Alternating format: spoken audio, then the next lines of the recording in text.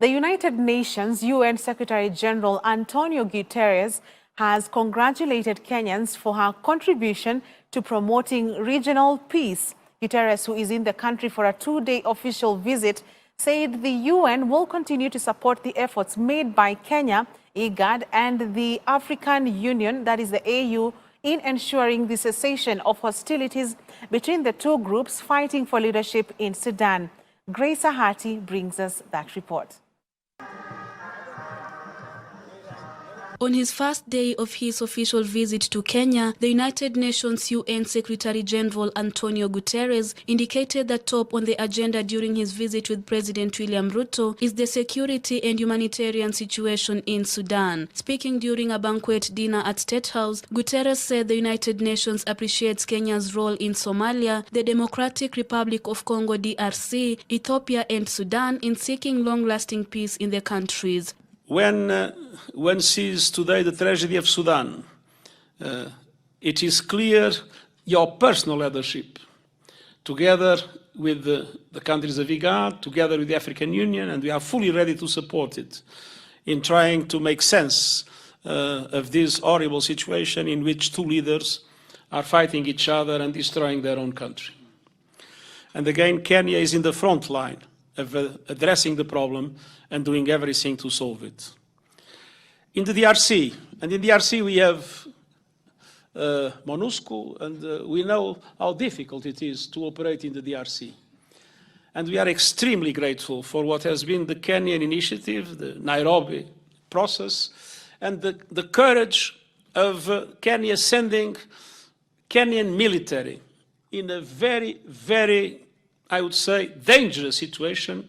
Guterres, at the same time, hailed Kenya's efforts in the fight against climate change, pointing out that taking urgent measures to deal with climate change and its adverse effects is necessary to save livelihoods. But one thing needs to be done immediately. It's to reverse the trend that is amplifying inequalities and that is making our Agenda 2030 and the Agenda 2063 of the African Union becoming a dream instead of a reality. We still are on time to start reversing this trend, but that needs a lot of courage, and that needs those that today have the power to understand that it is better to share their power and the resources than to face a world that will be condemned to climate havoc and to more instability, more conflict, more wars, which means that nobody will benefit from it. On his part, President William Ruto noted that Kenya, in collaboration with other countries, regional organizations and the United Nations, is providing political leadership in solving complex challenges facing the region, such as promoting peace in eastern DRC. In addition, the head of state reiterated that the country intends to work with all international partners to restore peace and security in Sudan. In our region, the Horn of Africa and the Great Lakes, we continue to face many crises and natural calamities. Kenya, in collaboration with other member states, regional organizations, and the UN, provides political leadership towards resolving some of these very complex challenges. Specifically, Kenya has taken a leading role in championing peace in Eastern DRC through the EAC-led Nairobi process.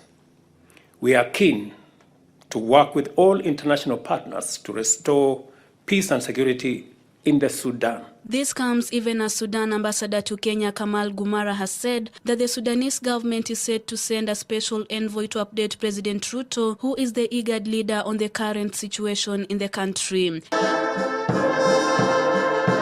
Intense clashes between Sudan's military, led by de facto leader General Abdel Fattah al-Burhan, and the country's main paramilitary force RSF, led by former warlord General Mohamed Hamdan Dagalo, have killed hundreds of people and sent thousands fleeing for safety as a burgeoning civil war threatens to destabilize the wider region. In a statement, the Embassy of Sudan in Nairobi has termed the RSF rebellion that began on the 15th of April as a failed coup, adding that a new humanitarian truce for 7 days has been agreed upon starting today, and the two warring sides have agreed in principle to hold talks in Saudi Arabia on the humanitarian situation in Sudan. It added that the RSF rebels are holding the capital Khartoum hostage and detaining army officers, senior officials and university students, including women and children, and using them as human shields. They have also attacked and looted various embassies and targeted a Turkish plane that was evacuating Turkish citizens. However, the embassy says life for ordinary citizens in the areas cleared from rebels in Khartoum state is gradually improving. Reporting for Hope TV Newswatch, I'm Grace Ahati.